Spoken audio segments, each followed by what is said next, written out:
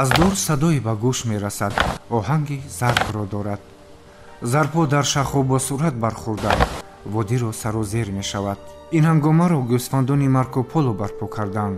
гӯсфанди ваҳшии нодири дунё, зоти асиле ки 100 000 сол боз дар Помир сукунат дорад ва олимон будубошашро дар фосилаи 10 000 соли охир собит карданд. гӯсфанди архар зоҳиран орому солор аст, гӯё зиракиашро дар ботинаш фурӯ мебарад. аслан чашмону нигоҳаш дилсӯзона ва басо дӯстона аст. ба ваҳшӣ гуфтанам ба қавли мардум забон намегардад. бовар мекунед, бо чунин нигоҳи чашмон ва хислатҳои беозорию ҳалимиаш беозортарин ҷонвари дунё гӯем ҳам хато намекунем. боз чолокии ҷасурияшро намегӯед. сурати даваш баланду гӯё шахҳои касногузар барояш пайраҳаи муқаррарӣ бошад ва дар баландӣ то 7000 метр гаштугузори оромонааш далели он аст ки яке аз маскуни доимию қадимии кӯҳистон аст. ҳангоми дидани гӯсфанди ваҳшии архар ки дар асри 12 баъд аз таснифи сайёҳи аврупоӣ номи Марко Полоро ба худ гирифт, маҳз ин ҷонварро дар кӯҳистони тоҷик дида ҷои онро низ аз рӯи харитаи сафараш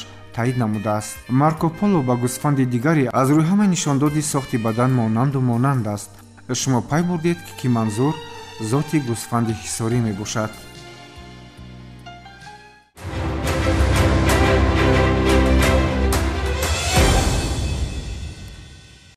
фарқи гӯсфанди Марко Поло аз гӯсфанди ҳисорӣ дар он аст ки якеро ваҳшӣ ном мебарему дигаре бошад парвариш карда мешавад. аҳвол шумораи зоти гӯсфанди ҳисорӣ дар мамлакат беш аз 1.5 миллион саро ташкил медиҳад. хайр, соли якум ҳам пайдо мешавад. ин шумора кам аст ё зиёд, ман ҳам намедонам. беҳтараш ҳамро филмро пайгирӣ менамоем ва хоҳем фаҳмид ки чунин миқдоро чӣ шумори дигаре зан бошад. пажӯҳишгарони ҷаҳон дар самти чорводорӣ аз соли 1912 инҷониб суханеро борҳо гуфтанд ки ҳоло такрорашро бори дигар ҷоиз медонем. дар ҷаҳон гӯсфанди ҳисорӣ нодиртарин зот ба шумор рафта, аз лиҳози маҳсулнокӣ назир надорад.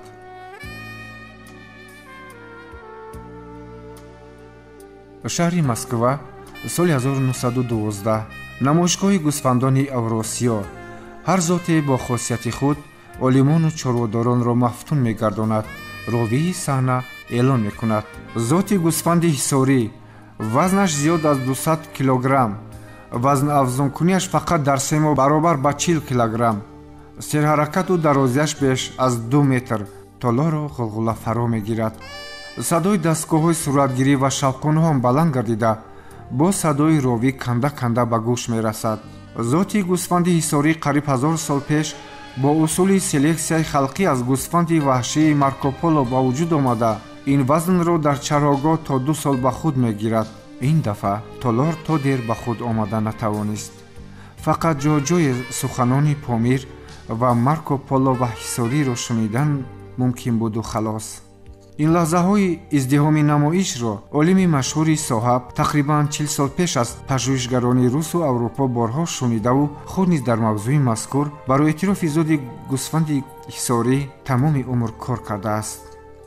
ҳанӯз аз соли 1912 ки аввалин бор гӯсфанди зоти ҳисорӣ дар выставкаи умуми Россия нишон дода шуда буд ва баҳои бисёр хуб гирифтааст ва баъд аз он 1927-1928 ки аз тарафи Азаров Бригис бо роҳбари профессор Михаил Фёдорович Иванов гӯсфанди ҳолати гӯсфанди парвариши гӯсфанди зоти тоҷикӣ омӯхта шудааст.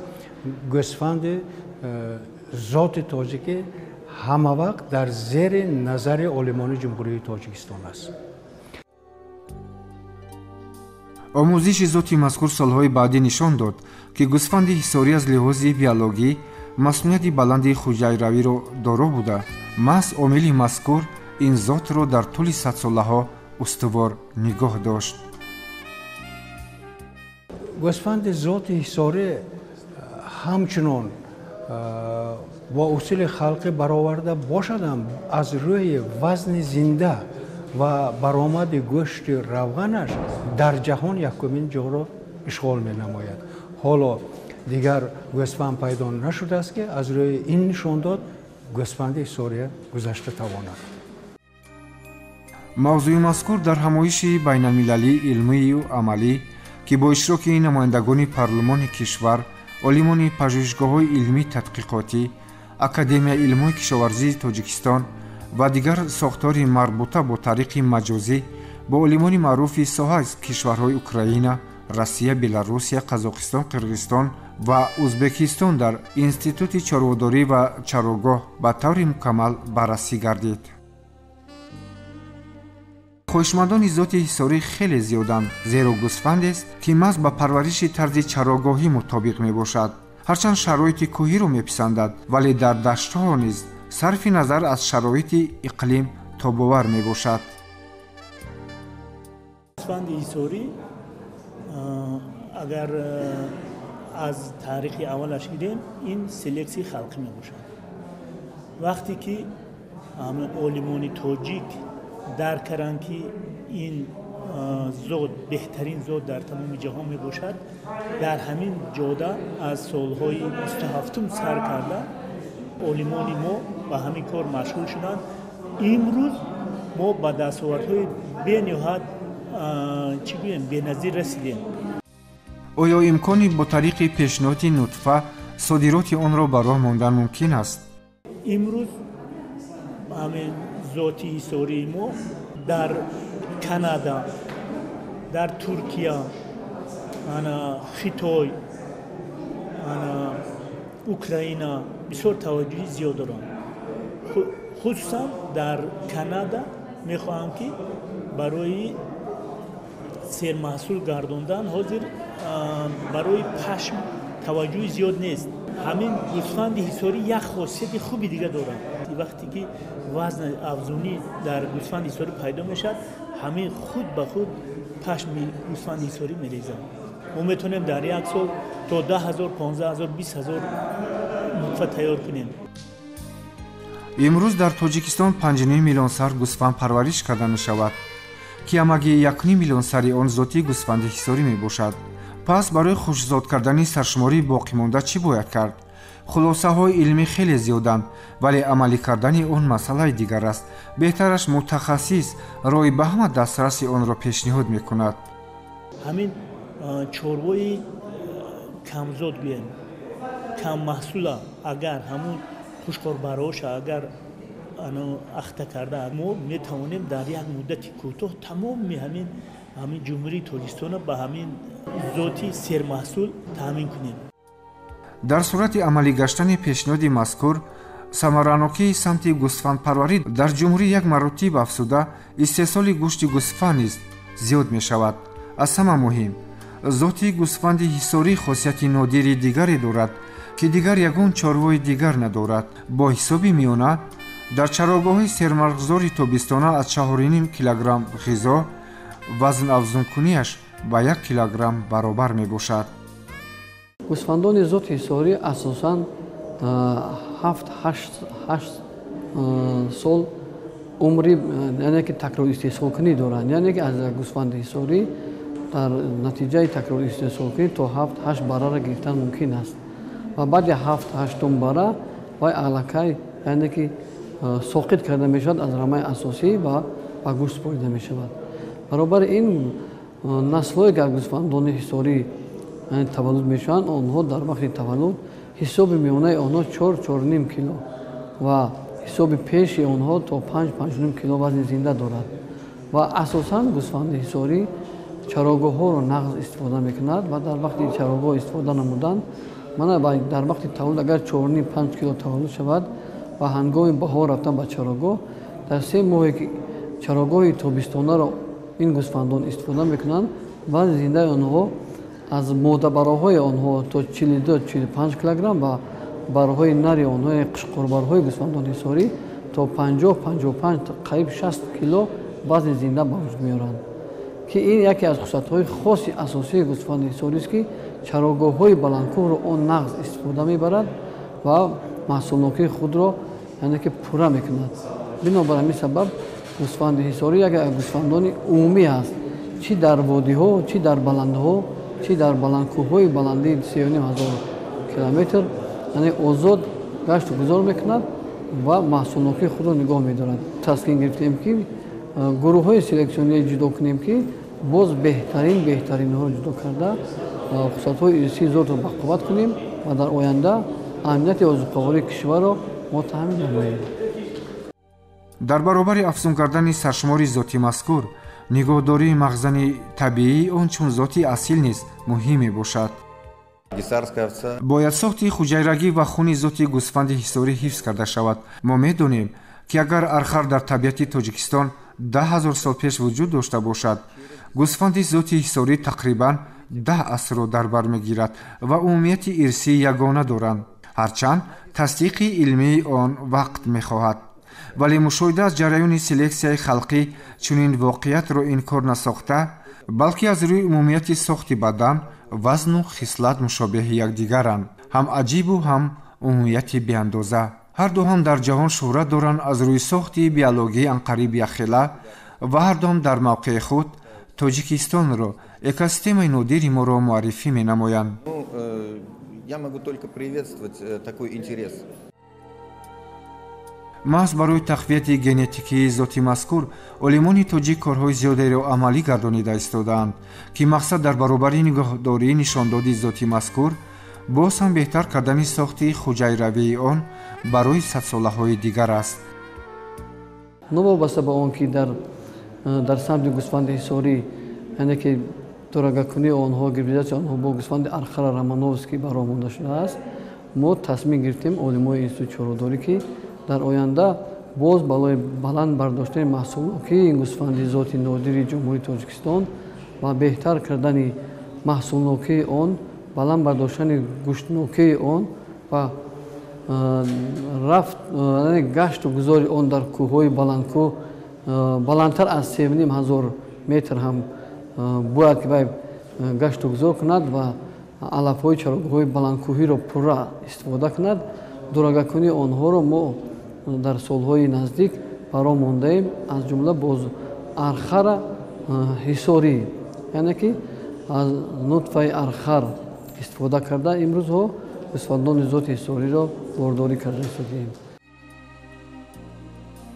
ба андеша олими машҳури Қазоқистон академик Турекан Садикулов ва Талайбек Турдибаев, директори Институти чорводорӣ ва чарогоҳи Қирғизистон, зоти гӯсфанди ҳисорӣ аз рӯи сохти бадан аз рӯи ҳамаи зотҳои дигар фарқ карда, ҳамчунин бо иштиёқи бешаш ба чарогоҳҳо, гӯшташ лазизу чарбӣ дар организм ҳалшаванда буда, таркибаш аз растании кӯҳӣ иборат мебошад, яъне ғизонокии хоса дошта, бо туфайли селексияи халқӣ ва зотпарварӣ аз солҳои 80 инҷониб машҳур гардидааст. дар ин замина ҳамкории олимони соҳаи кишварҳо барои беҳтар кардани сифати зотҳои мавҷуда ба манфиат мебошад.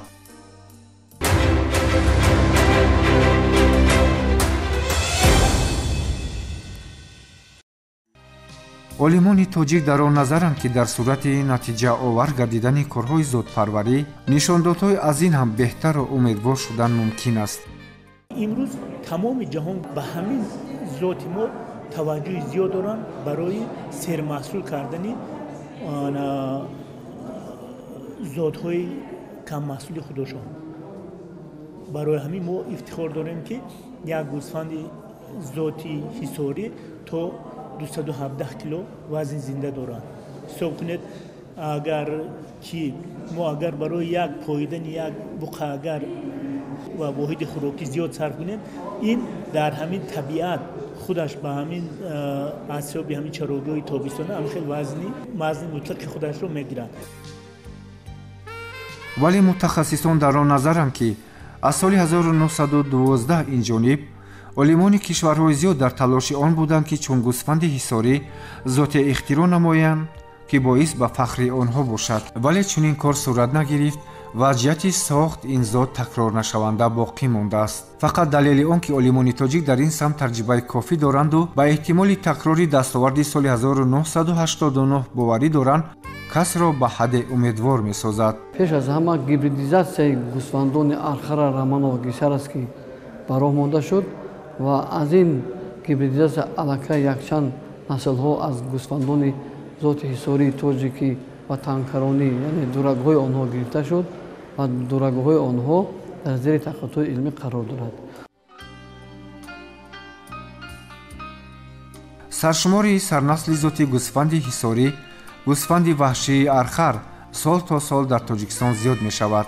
марко поло аз дигар намуди гӯсфандони ваҳшии осиё ва аврупо ба куллӣ фарқ намуда фақат сохти хуҷайрагӣ ва биологии наздикро бо зоти ҳисорӣ дорад, ки далели макони сукунати аслияш ҳудуди тоҷикистон буданро собит месозад. аз ҷониби дигар сохти хуҷайрагии қавӣ боиси маҳфузгардии шакли биологияш гардидааст. то давраи 27 сол дар тоҷикистон 300 000 сар гӯсфанди зоти ҳисорӣ буд. имрӯз аз сабаби ки ҳамин зот сермаҳсул мешавад ба 1.5 миллион расида истод. ин сабаб ин дар чи аст? ин ҳамин сермаҳсулӣ ҳамин зота нишон медиҳад. ҳар як чорводор ҳамин худаш ҳамин баҳо медиҳад ки ҳамин кадом зота беҳтар нигоҳ дорад. дар ҳамин байн ма дар байне ки мо кор мекунем аллакай як хел зотҳо аз байн рафтанд. гӯсфанди зоти ҳисорӣ дар баробари ҳаракати зиёд хосияти нодири вазнаафзункунӣ дорад. бештар баландиву салқиниро дӯст медорад. арзиши аслияш аз ҳисоби камхарҷ будани парвариш зоти фоидаовар ба ҳисоб меравад.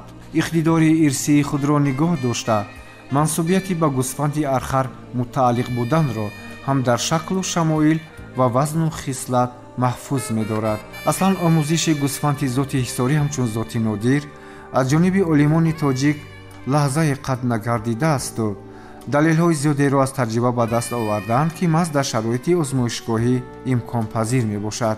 гӯсфанди зоти ҳисорӣ имрӯз дар Канада, Украина ва Беларусия ва соири кишварҳои дигар тараф машҳур мегардад, ки баъзан онро марко полои хонагӣ ҳам мегӯянд, ки ба номи помиру Тоҷикистон таъваманд. баровардани ин зот ҳамчунон як гавҳари захираи ирсии Тоҷикистон ба шумор меравад.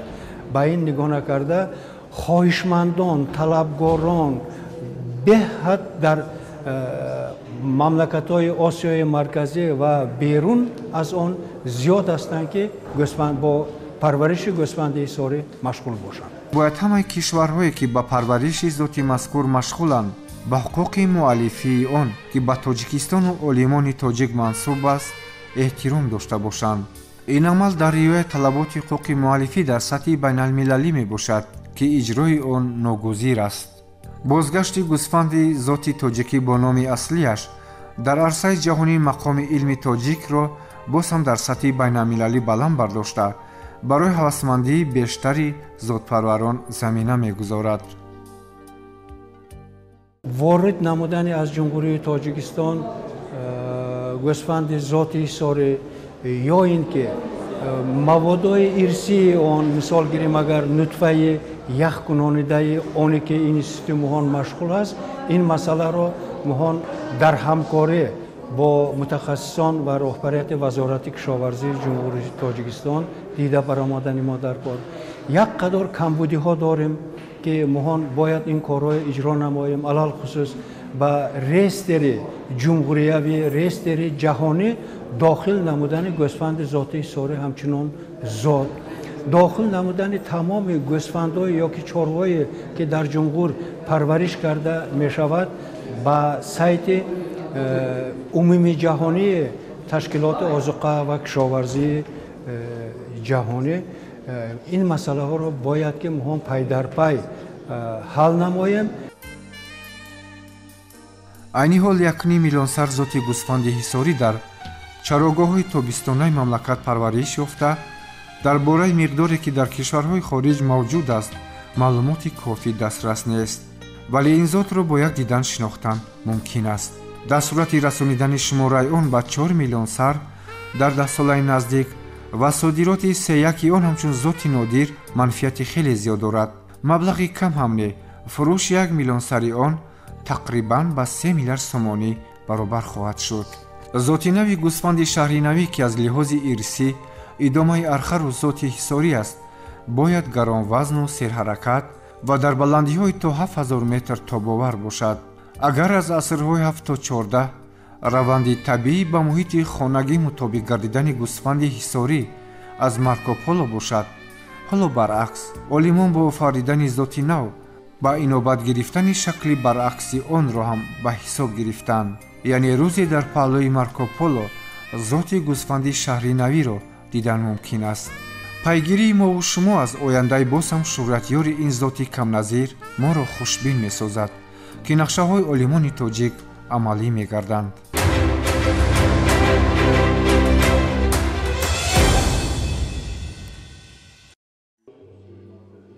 дар китобхонаи миллии Тоҷикистон бо иштироки доираҳои бо нуфузи илмии ҷаҳонӣ конферонсияи дуюми байналмилалии илмию амалӣ дастовардҳои селексионӣ оид ба такмили гӯсфанди ҳисорӣ ва нақши он дар офаридани зоту типҳои нав бо иштироки олимону мутахассисони институтҳои илмӣ, тадқиқотӣ ва муассисаҳои таҷрибавии зотпарварии ватанию мамлакатҳои хориҷ баргузор гардид.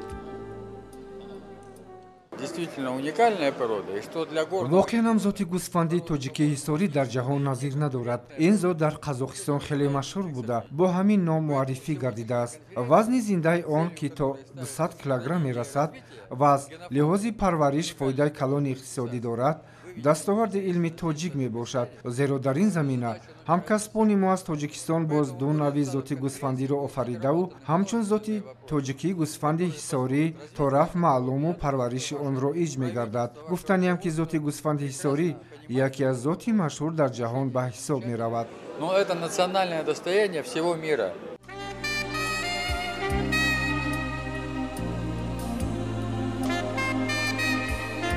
зоти гӯсфанди ҳисорӣ маъмултарин зот ба шумор рафта дар арсаи ҷаҳонӣ бо нишондоди вазн то рафт машҳур мегардад. олимони тоҷик дар заминаи зоти гӯсфанди ҳисорӣ ки вазни зиндааш то 200 килограмм мебошад, типи гӯсфанди фархорӣ ва шаҳринавиро офариданд, ки дар самти зотпарварӣ дастоварди муҳим арзёбӣ мегардад. соли 1989 дар намоиши байналмилалии зоти гӯсфандони типи фархории зоти ҳисорӣ сазовори ҷои якум гардида буд. олимони тоҷик солҳои баъдӣ дар заминаи таҷрибаи мавҷуд буда типи шаҳринавии зоти ҳисориро офариданд.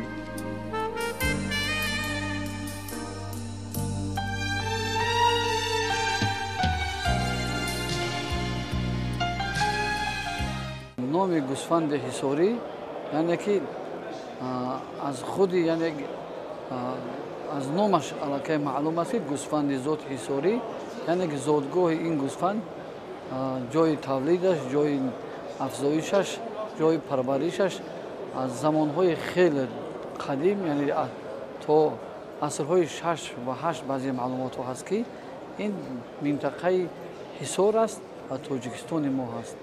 дар баробари ин зоти гӯсфанди ҳисорӣ дар баробари селексияи халқӣ олимони институти чорводорӣ ва чарогӯи академияи илмҳои кишоварии Тоҷикистон таи солҳои тӯлонӣ кор ва фаъолият карданд, таҳқиқотҳои илмӣ бурданд баҳри баланд бардоштани маҳсулнокии ин зоти гӯсфанд ва хушсифат гардондани ҳамин зоти гӯсфанди ҳисорӣ. то соли 1989 типи фархории гӯсфанди зоти ҳисорӣ бо меҳнати тӯлонии олимони институти чорводорӣ бо сардории Фарсиханов офарида шуд ва ин зот беҳтарин зот дар минтақаи яъне ки заводи зотпарварии ҳисори ноҳияи Фархор муаррифӣ карда шуд ва калонтарин ҷуссаи ин зот дар ин минтақа то 180-200 килограмм вазни зинда дошт.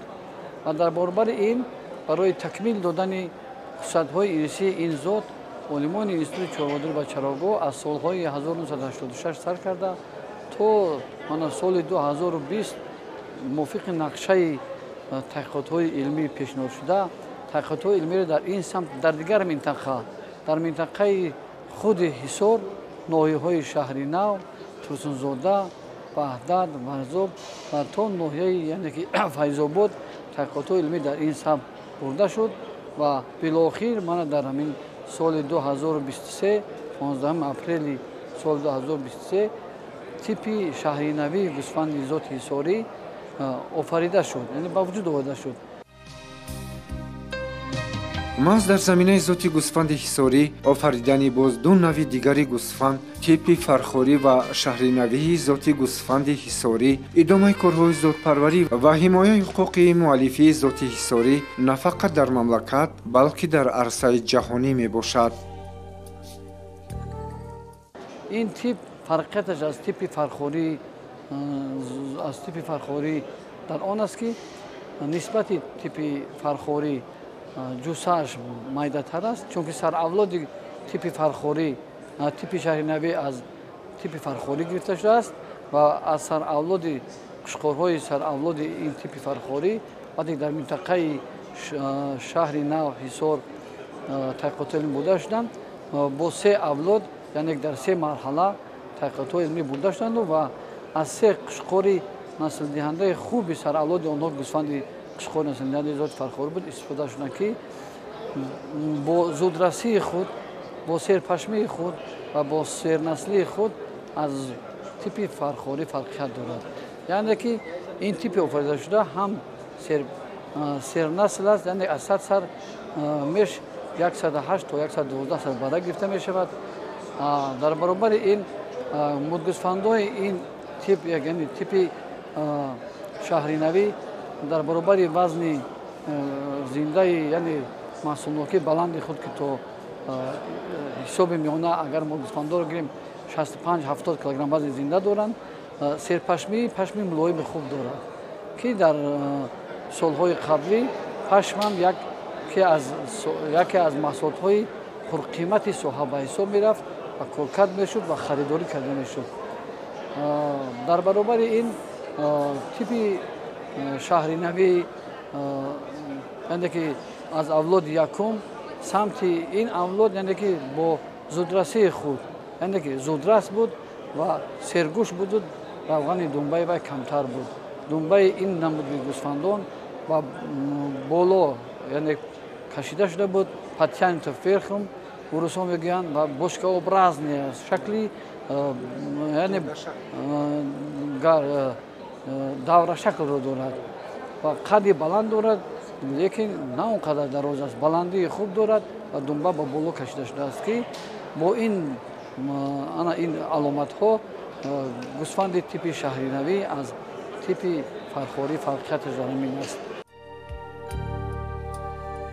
ذات گوسفند حصاری با صفت‌های بلند بیولوژی و زئولوژی در سمت چارواپروری مملکت‌ها موقع خاص را اشغال نموده و برای معرفی آن در جمهوری تاجیکستان کارهای زیادی به انجام می‌رسند. گوسفند ذات حصاری تاریخ پیدایشی بسیار قدیمه دارد. در کتاب اکادمیک باباجان غفورов نوشته شده است که هنوز در عصر ششم هشتم نوشته شده است که در سمرقند و حصار و بخارا گوسفندا بودند که گوسفندای جثه‌اش کلان و دنبه‌دار و سخن در همین جا در گوسفند ذات حصاری می رود و ما یک چند معلومات های تاریخی پیدا کردیم که گوسفند ذات حصاری پیدایشش همین در عصر 6 و 8 وادی حصار این تصدیق خود را یافته است.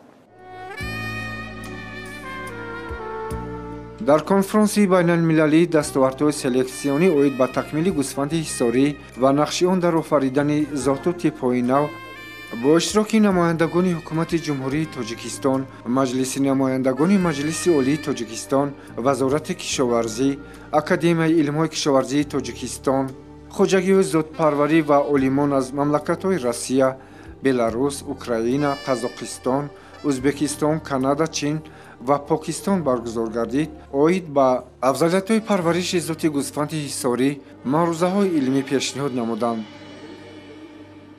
ذات حصاری از سبب اونی که از همه کلان جثه یعنی از روی وزن زنده گوسفند کلان دنیا هست، در سالهای آخر همین در سالهای 30 سال استقلالیت جمهوری تاجیکستان طلبگار ژنوتیپ گوسفند ذات حصاری بهت کلان شده حساب است.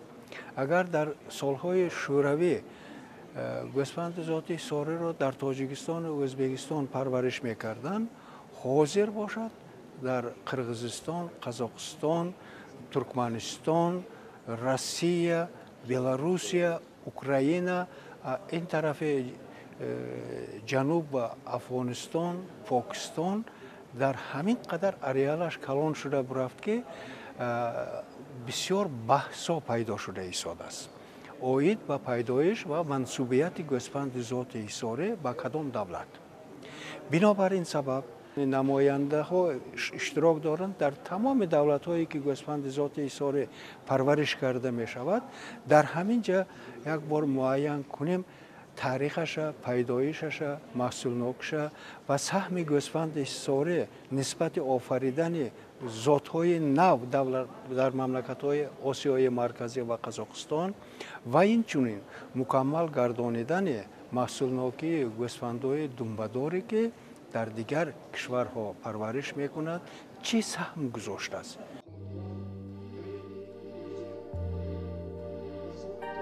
در کنفرانسی بین‌المللی پرزیدنتی اکادمیای علم‌های کشاورزی قزاقستان از طریق مجازی برآمد نموده ابراز داشت که ذات گوسفند حصاری نمونه عالی و ارزشمند ذات گوسفند در جهان بوده با سلکسیای خلقی مردم تاجیک مربوط است. در این مورد در دوام 2 سال از همایش یکمی بین‌المللی تا کنفرانس دوم جهانی محققان تاجیک در سمت حمایت حقوق مؤلفه ذات گوسفند حصاری در عرصه جهانی کارهای نظررس را به انجام رسانیدند.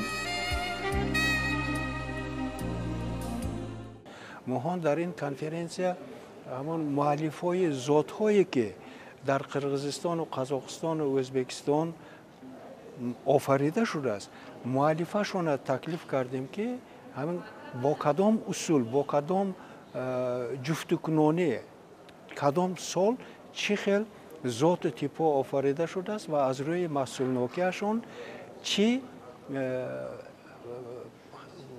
خصوصیت‌های مثبت دارد و نسبت به گوسفند ذات حصاری چند انداز موافقت میکند. این برای همین مسئله های معین کردن و مهان همین کنفرانس گذراندیم. در کنفرانس برآمد کنندگان نمایندگان مملکت‌ها مخصوصاً عالمان مشهور از فدراسیای روسیه، جمهوری بلاروس و جمهوری خلقی خیتای ابراز داشتند که حجیره و ارثیت ذات گوسفند حصاری نشاندادی خاصی خود را داشته، محض همین برتری‌ها امکانی وسیع معرفی آن را زمینه گذاشته است. گیپوتزها نسبت پیدایش گوسفندان ذات دنبه‌دار گیپوتزهای زیاد دارد.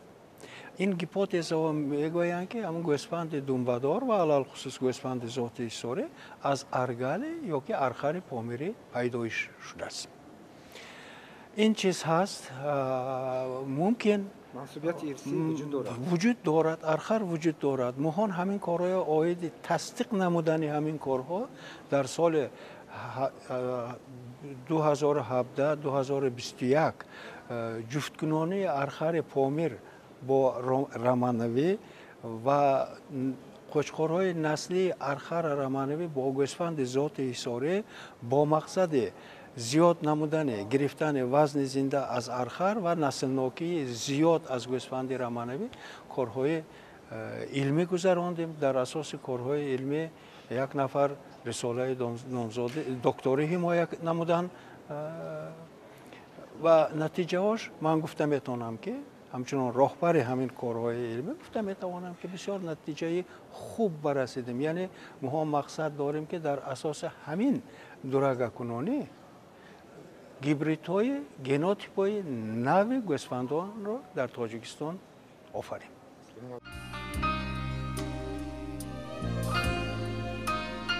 از جانب دیگر در مأخذ و سرچشمه‌های گوناگون تاریخی و علمی درباره ذات گوسفند حصاری معلومات معتمد پیشنهاد کرده شده است. هدف اساسی همایش این هماهنگی تکلیف و پیشنهادها، همکاری‌های سودمندی علمان متخصصان ҷумҳуриҳои осиёи миёна, қазоқистон, федератсияи россия ва дигар мамолике ки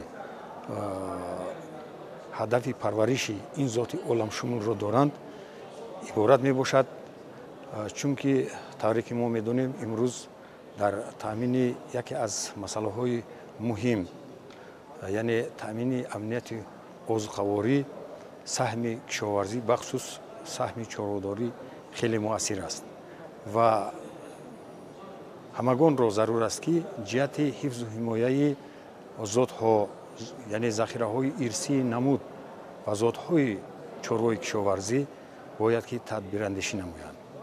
Бинобар ҳамин гуфтан зарур аст ки зоти гӯсфанди ҳисорӣ ки ифтихори мардуми тоҷикистон аст, тӯли асрҳои хеле зиёд тавассути заҳмати фидокоронаи мардуми тоҷикистон ва мардуме ки дар қалаврави тоҷикистон сукунат доштанд офарида шудааст. бо мақсади рушди соҳаи чорводорӣ дар мамлакат корҳои зиёде ба анҷом расидаасту таҳияи лоиҳаи санадҳои меъёрии ҳуқуқӣ ва қабули он имкон фароҳам овард ки рушди соҳа таъмин гардад. аз ҷониби ҳукумати ҷумҳурии тоҷикистон барои таҳкимбахшии заминаи ҳуқуқии рушди соҳаи чорводорӣ тадбирҳои зарурӣ андешта мешаванд. ҳамин аст ки шурӯъ аз солҳои аввали соҳиби истиқлолии кишвар аз ҷониби парлумони ҷумҳурии тоҷикистон ва ҳукумати ҷумҳурии тоҷикистон теъдоди зиёди қонунҳо ва санадҳои меъёрии ҳуқуқӣ ба тавсиф расиданд ки пешрафти босуботи ин соҳаро ба танзим меоранд ва таъмин мекунанд. аз шумули ин санадҳо қонуни ҷумҳурии тоҷикистон дар бораи зотпарварӣ, қонуни ҷумҳурии тоҷикистон дар бораи чарогоҳҳо, қонуни ҷумҳурии тоҷикистон дар бораи ветеринарӣ, инчунин доир ба ҳамаи самтҳои бахши чорводорӣ аз он ҷумла паррандапарварӣ, занбурии асалпарварӣ, дар бахши моҳипарварӣ қонунҳо ба тавсиф расиданд ва солҳои охир вобаста ба талаботҳои пайдошуда ба миён омада ба онҳо тағйироту иловаҳо ворид карда мешаванд.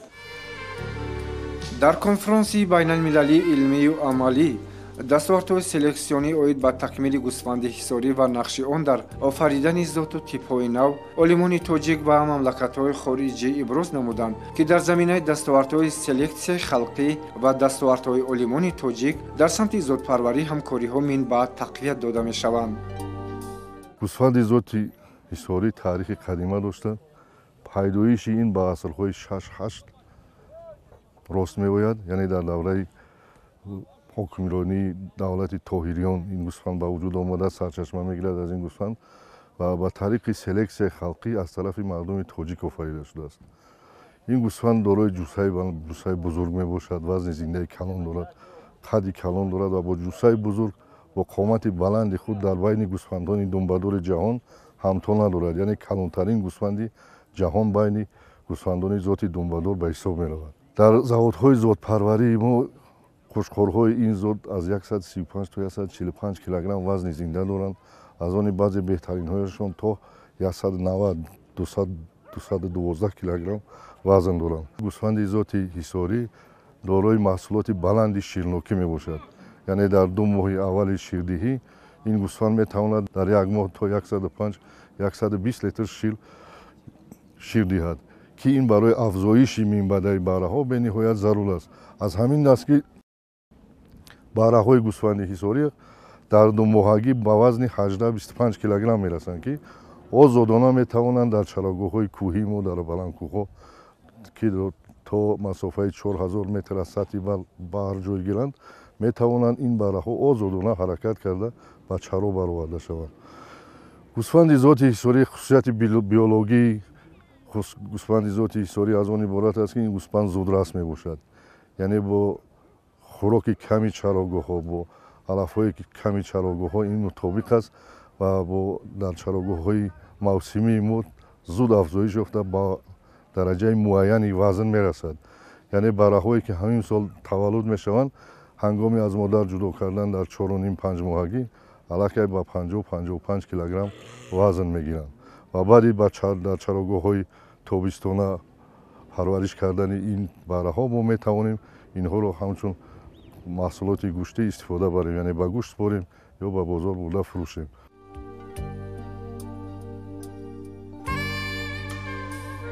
дар рӯзи дуввум кори конфронси байналмилалӣ дар мавзеи хоҷа сангхоки мавзеи зиддеҳи ноҳияи Варзоб ба кори худ идома намуд. дар ин мавзеи хушбоду ҳаво намояндагони доираи илмии мамлакатҳо бевосита ба раванди корҳои илмӣ ва таҷрибаи гӯсфандпарварӣ шинос шуданд.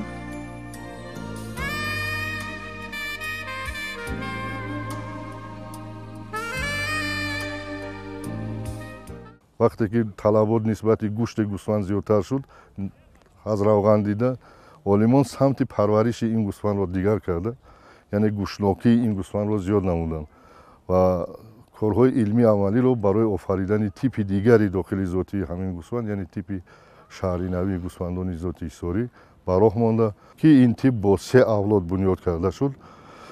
яке аз ин авлод дорои маҳсулоти баланди гӯштӣ мебошад, авлоди дуюм ин авлоди зудрас мебошад, ки тез вазн мегирифта афзоиш меёбад ва авлоди сеюм дорои наслнокии зиёд мебошад, ки ин авлод метавонад аз 100 сармеш то 112-115 сар бара гирифта шавад.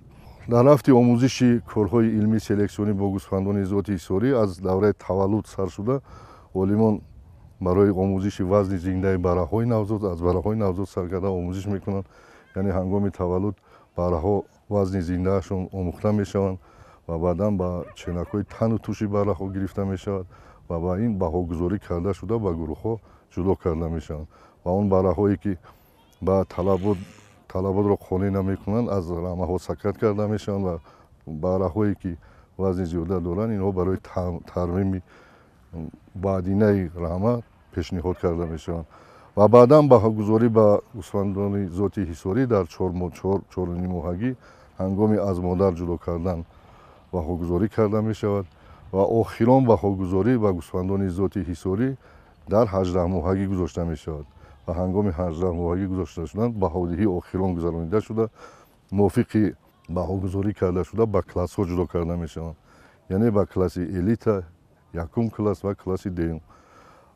гӯсфандҳое ки ба ҳамин классҳо ҷавобгӯ нестанд аз рама сакат карда мешаванд. ба класси элита ҳамон саршуморе дохил мешавад ки аз нишондодҳои аз стандарти зод бештар доранд, яъне барои қушқори зоти ҳисорӣ стандарти зод якум класс 110 килограмм бояд бошад ва элита бояд 120 килограмм вазн дошта бошад. ҳамон саршуморе ки ба ин талабот ҷавобгӯ нест аз рама бароварда мешавад ва барои минбаъдаи такрори истеҳсолкунӣ истифода бурда намешавад ва мувофиқи баҳогузорӣ ба класси элита ба класси якум ва дуюм класс гузошта мешавад ва ҳамон саршуморе ки ба класси дуюм ҷавобгӯ нест, ин класси якум ин стандарти зод аст. класси дуюм аз стандарти зод нишондодҳои пасттар дорад ва ҳамон саршуморе ки аз стандарти дуюм нишондоди паст медиҳад, аллакай ин аз рама сакат карда шуда барои такрори истеҳсолгирӣ иҷозат дода намешавад. қобилияти ирсии ин гӯсфанд ҳанӯзам ба охир нарасидааст ва ба ҳангоми омӯзиш, ҳангоми пеш бурдани корҳои илмии селексионӣ боз нишондодҳои нав дар нав пайдо мешавад, ки ин гӯсфандро омӯхта шуда дар оянда бо дигар нишондодҳои маҳсулнокии ин гӯсфандро баланд бардоштан мумкин аст. роҳбарият ва мутахассисони вазорати кишоварзӣ ва институти чорводорӣ ва чарогоҳои академияи илмҳои кишоварзии тоҷикистон зимни шинос намудани олимони зотпарварии мамлакатҳо ба зоти гӯсфанди ҳисорӣ, типи фархорӣ ва шаҳринавии зоти ҳисорӣ оид ба ҳифзу ташаккули ин намуди гӯсфанди нодири ҷаҳон дар қаламрави тоҷикистон селексияи халқӣ беш аз 1000сола ва дар давоми 50 соли охир дар ин замина офаридани ду нави гӯсфанди сермаҳсул маълумот дода, раванди баъдии корҳои илмиро дар ҳамкории тарафайн баррасӣ намуданд.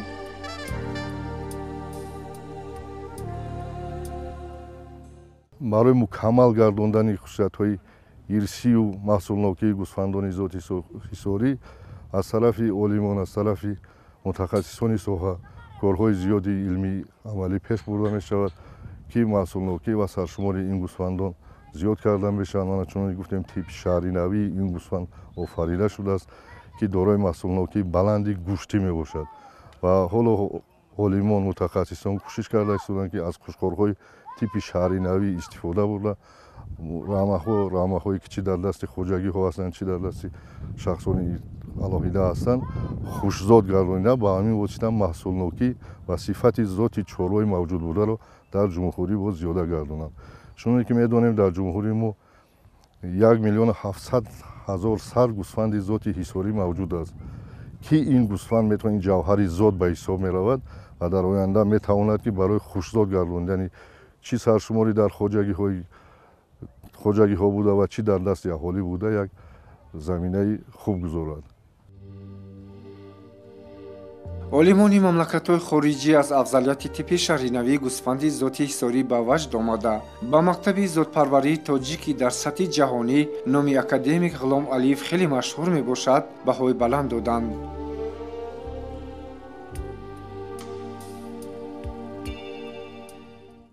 ман ҳамчун муҳаққиқ дар 7-8 соли охир бори аввал дар чунин ҳамоиши илмии хеле сатҳи баланд иштирок менамоям. аҷибаш он аст ки ин ҳамоиши байналмилалӣ ба зоти асили ҳисорӣ аҳамияти ҷаҳонӣ дошта бахшида шуд. зоти мазкур ҳарчанд аз селексияи халқӣ зуҳур кард, вале бо роҳи зотпарварӣ ташаккул дода шуд. конферонсияи байналмилалӣ байонияи ҳамкориҳои тарафайнро дар самти зотпарварӣ асос гузошта зоти ҳисориро дар сатҳи ҷаҳонӣ муаррифӣ намуд.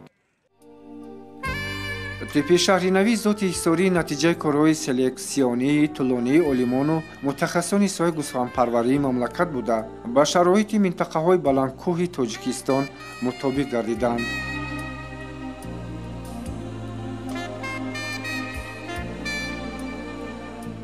чарогоҳҳои тобистона ки аз 3,8 млн гектар дар ҷумҳурии тоҷикистон чарогоҳҳо мавҷуд мешавад, зиёда аз 2 млн 50 000 гектар, яъне 54% чарогоҳҳои ҷумҳуриро чарогоҳҳои тобистона ташкил медиҳад. ва ба ҳамагон маълум аст ки ҳамасола ба чарогоҳҳои тобистона аз чарогоҳҳои зимистона ба чарогоҳҳои тобистона зиёда аз 3 млн 250 000 сар чорвои майда, 110 000 чорвои калон ва 15 000 сар асп ба чарогоҳҳои тобистона ронда ҷобаҷо карда мешавад. албатта имрӯзҳо проблемаҳое ки ҳаст нобаробарии тақсимоти чарогоҳ аст. асосан чорво 93% чорвои калон ва 82% моли майда дар сектори аҳолӣ аст ва чарогоҳ бошад зиёда аз 70% чарогоҳ ба хоҷагиҳои калони чорводорӣ рост меояд ки миқдори ками чорво доранд ва барои ҳамин мо дар якҷоягӣ бо мақомоти иҷроии ҳокимияти давлатӣ, вилояти шаҳри ноё ва комиссияи танзими истифодабарии чарогоҳ ки тибқи қонуни ҷумҳурии тоҷикистон дар бораи чарогоҳ таъсис дода шудааст ҳамкорӣ намуда истодаем. мувофиқи қарори ҳайати мушаввараи вазорати кишоварзии ҷумҳурии тоҷикистон аз 15 апрели соли 2023 типи шаҳринавии гӯсфанди ҳисорӣ расман тасдиқ карда шуда ҳуқуқи муаллифии он ҳамчун дастоварди илмӣ бо шаҳодатнома ва патент дар сатҳи байналмилалӣ эътироф карда мешавад.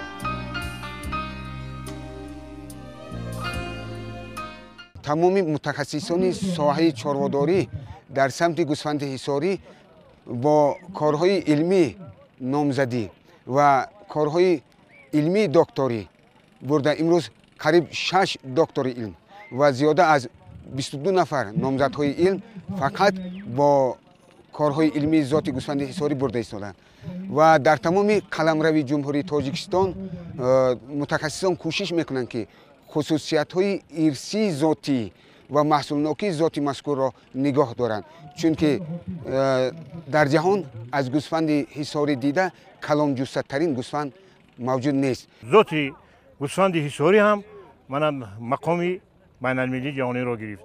мо чорводорон аз ин бисёр хушнудем, фахр мекунем ки гӯсфанди зоти ҳисорӣ дар ҷаҳон маъруфӣ шуд. гӯсфанди офаридашудаи типи нав дорои маҳсулнокии баланди гӯшту равған, пашм ва сернаслӣ мебошад.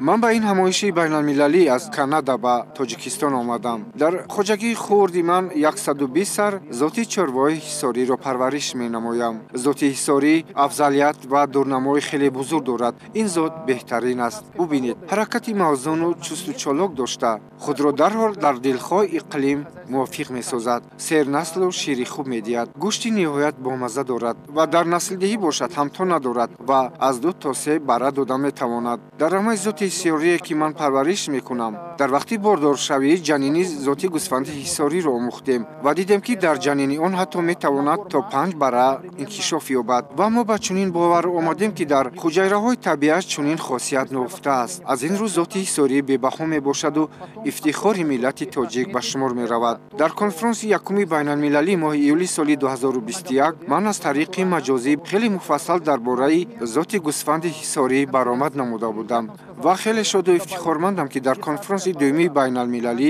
бахшида ба зоти гӯсфанди ҳисорӣ ба Тоҷикистон омадам ва ҳамаро бо чашми худ дида ва итминону боварӣ ҳосил намудам ки ватани зоти гӯсфанди машҳури ҷаҳонӣ ҳисорӣ Тоҷикистон аст.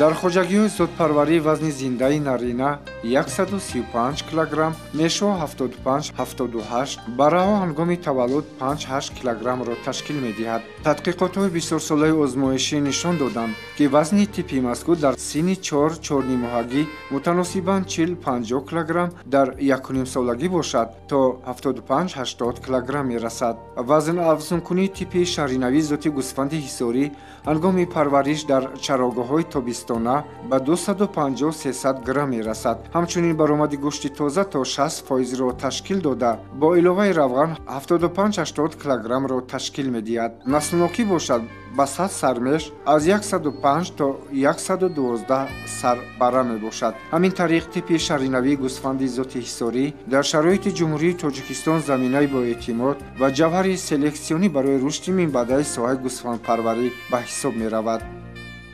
олимоне ки дар атрофи мо буданд, дар осиёи миёна атрофи мо буданд, қазоқистон, қирғизистон, o'zbekiston баромадҳои бениҳоят нисбати гӯсфанди ҳисорӣ баромадҳои муфид карданд, баромадҳои ҷонибдорӣ карданд ки гӯсфанди ҳисорӣ дар ҳақиқатан гӯсфанди тарихан қадимии миллати тоҷик аст.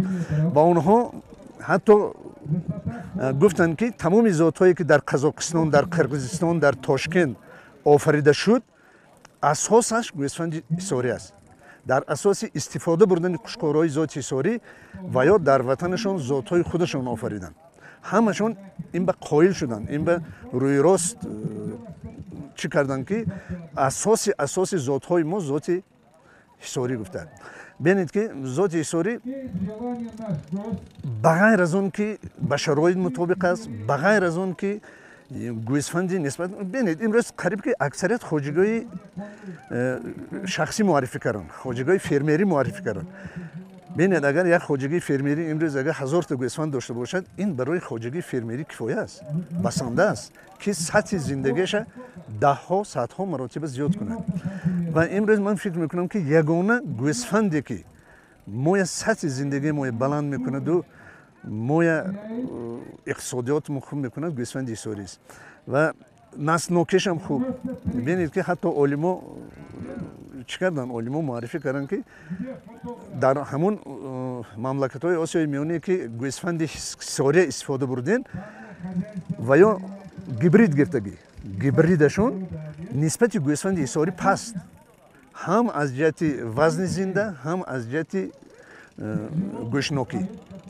барои ҳамин ягона ман боз мегӯям ки ин ягона бренди Тоҷикистон аст ки мо бояд ино муаррифӣ кунем, бояд ина нигоҳ дорем, бояд ина ҳифз кунем, и ба ояндагон ба насли худ боқӣ гузорем. ина дар озмоишгоҳҳои илми таҷрибавӣ институти чорводорӣ, чарогоҳҳои академияи илмҳои кишоварзии Тоҷикистон ва донишгоҳи аграрии Тоҷикистон ба номи Шириншоҳ Шоҳтемур дар заминаи хосиятҳои ирсии зоти гӯсфанди ҳисорӣ тадқиқот бурда мешавад. солҳо хеле зиёд ҳастанд. чаро дар тӯли ҳазорсолаҳо хосияти ҳуҷайрагии зоти гӯсфанди ҳисорӣ маҳфуз монду рушд кард. ҷавобҳо ҳам кам нестанд. мардум аз қадим ба зотпарварӣ ва хушзодкунии чорво ҳавасманд буданд, вале ҷанбаҳои илмии он бозгӯи масъалаҳое мебошад ки маҳз омили сохти ҳуҷайравӣ ки бартарӣ ва сохти хосаи худро дорад, дар ин самт корҳои илмӣ идома доранд. конферансияи байналмилалии илмию амалӣ дастовардҳои селексионӣ оид ба такмили гӯсфанди ҳисорӣ ва нақши он дар офаридани зоту типҳои нав таи ду рӯз ба маънии дигар сайри таърихӣ ба селексияи халқии зоти гӯсфанди ҳисорӣ, шиносоии илмии амиқ ба намунаи он дар замони муосир ва дар ин замина муаррифии навъҳои нави зоти гӯсфанди ҳисорӣ дар натиҷаи пешбурди корҳои зотпарварӣ мебошад. аз ҳама муҳим доираҳои илмӣ бо нуфузи мамлакатҳое ки замоневу қаблан зоти гӯсфанди ҳисориро аз тоҷикистон бурдаанду дар он ҷо парвариш карда мешавад, итминон ҳосил намуданд ки ватани аслии гӯсфанди бузургҷусатарини машҳури ҷаҳон тоҷикистон асту дар ҳама ҷо бо номи классикии худ ҳисорӣ машҳур мебошад. барои эътирофи зоти гӯсфанди ҳисорӣ дар сатҳи ҷаҳонӣ баргузории ду конферонси байналмилалӣ дар давоми 2 сол аз аҳамияти хоса бархурдор буда, ин чорабиниҳои муҳими илмии ҷаҳонӣ бо саҳми ҳукумати ҷумҳурии Тоҷикистон баргузор гардиданд. хушбахтона имрӯз дар ҷумҳурии Тоҷикистон як конференсияи бо нуфузи байналмилалӣ барпо гардид ки мо чӣ будани гӯсфанди ҳисория ба мардуми ҷаҳон муаррифӣ кардем. гӯсфанди ҳисорӣ дар байни тамоми зотҳои ҷаҳон, агар ҷаҳон ба 250 зоти гӯсфанд бошад, калонтарин гӯсфанд ва аз ҷиҳати равғаннокӣ то 70 килограмма баъзан намудҳоеш ҳаст ки чиёше ҳаст ки гӯсфандҳои алоҳидаe ҳастанд ки то 70 килограмм равғани думба метиҳанд. мана ҳозир азоини конференсияи имрӯза шоҳиди ҳол буданд ки гӯсфанде ки бе ягон нигоҳубини иловагӣ дар шароити чарогоҳ чаридааст то 200 килограмм вазн дорад. ин фақат хоси гӯсфанди ҳисорӣ, дигар гӯсфанд дар ҷаҳон ин хел нест, ин хел вазну, ин хел танумандию, ин хел думба дорад. барои мин гӯсфанди тоҷикӣ ин ифтихори тоҷикост. мо бо гӯсфанди тоҷикӣ бояд ифтихор кунем ва ба тамоми ҷаҳониён муаррифӣ кунем ки дар Тоҷикистон ҳамин хел зот ҳаст ва мо бо ин зот фахр мекунем ва оянда ин зота нигоҳ медорем. зоти гӯсфанди ҳисорӣ бо ҳулқи орому чолокӣ ва дӯстдоштани салқиниву кӯҳсорон ва одати деринаи тариқи рама сайрхатро интихоб намудан ҳамон хислатҳои гӯсфанди архаро ба ёд меорад. ба ақидаи олимон як рафтори хосаи гӯсфанди ҳисорӣ дар ҳама ҳолат ба якдигар як унси хеле наздик доштан аст. насл ба насл якдигарро шинохта метавонанд. дар ин ҳолат бо боварӣ гуфтан мумкин аст ки як сабаби ҳифзи табиии зот шояд ҳамин бошад, ҳарчанд селексияи халқӣ дар ин ҷо дар мадди аввал меистад. хосияти рафтори зоти гӯсфанди ҳисорӣ хеле зиёд аст, вале олимони соҳаи зотпарварии ҷаҳонро дар муддати хеле кӯтоҳ то 2 моҳ дар чарогоҳҳои тобистона бе реҷаи ғизодиҳии махсус вазнафзункунӣ то 300 грамм дар 24 соат ба ҳайрат овардааст. ҳамин гуна зоти ҳисорӣ як зиннати чарогоҳҳои мамлакат буда, аз он ки дар байни 250 зоти гӯсфанд дар ҷаҳон аз ҳама лиҳоз дар ҷои аввал меистад. дастоварди бузурги селексияи халқӣ ва зотпарварии илми тоҷик ба шумор меравад.